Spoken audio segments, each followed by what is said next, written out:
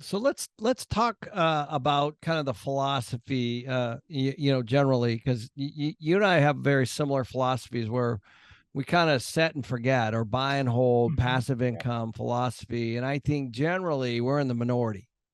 It sure feels that way, at least. At Yeah. least most people are trying to time things. Yeah. So, can you talk about that a little bit? Because that's one of the reasons I think that you and I get along is we're both trying to become financially free through passive income. We're not trying to time things.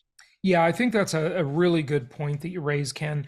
You know, in any asset class, not just real estate, whether it be stocks or precious metals or now cryptocurrencies or whatever, right? They have done so many studies that just prove that the market timers do not win, that market timing really just does not work. Okay. Because the best thing to do is to just be in the market. Nobody's ever going to be able to time things perfectly. And I've been doing this longer than I care to admit. I've never met anybody that can really time the market. I certainly don't pretend to be able to do that. This is not your lunch money, right? It's not money that you're investing that you're going to need tomorrow. So you just put it in, you invest for the long haul, and you're going to catch a few cycles here and there, and those are going to be great appreciation cycles where you get big capital appreciation. But most of the time, you're just going to be getting yield from your properties. You're just going to invest for a good return on investment. Appreciation is kind of like the frosting on the cake, but it's not the cake. The cake is just the solid yield that you get from your properties. And that's really what I think investors should focus on. Look, we live in an instant gratification society, and everybody wants, they want everything to work out in a month or two and, get rich quick and all that kind of stuff. Really, that the more mature one becomes, the more able they are. In fact, I think this is a core sign of maturity, is the ability to delay gratification, right? That's the difference between a kid and an adult. Kid wants it now, now, now.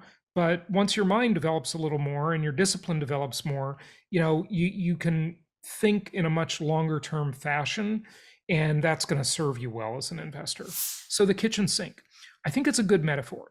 If everybody watching just visualizes their own kitchen sink in their house, okay? If you consider that if you plugged the drain and you filled the sink with water to the brim and you call that a normal market, that would be 1.2 million homes for sale. Right now, the sink is, it's about 40-ish% full, okay? So that's how much water's in the sink. Then you look at the faucet. The faucet is the supply of new listings coming on the market. Right now, the faucet's just trickling. Not much is coming on the market because all these would-be home sellers have incredibly cheap mortgages. They literally, if they either bought their home or refinanced their mortgage in the last couple years during the COVID era, their mortgage payment is the same as the people who bought or refinanced a home 12 years ago. They literally traveled back in time. So they have incredibly cheap mortgages that are cheaper than rent. They're just not going to give those up. They don't want to sell. And so the faucet is trickling just a few new listings. Now let's talk about the drain. And you talked about this on your video, Ken. The drain, when the market was just at a fever's pitch, this savage market we had a couple of years ago, we reached an inventory low point of 240,000 homes for sale.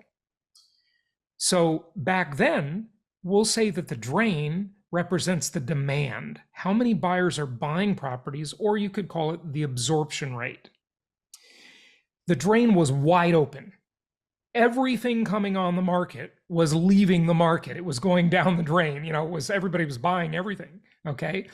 Right now, with these massive, historic, just insane interest rate increases that we've had, the drain is about 20% plugged up. Okay. But it's still 80% open, even with tripling the cost of money.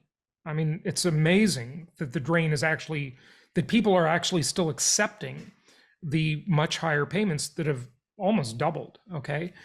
But they are, because they have no choice. And so that's where we are.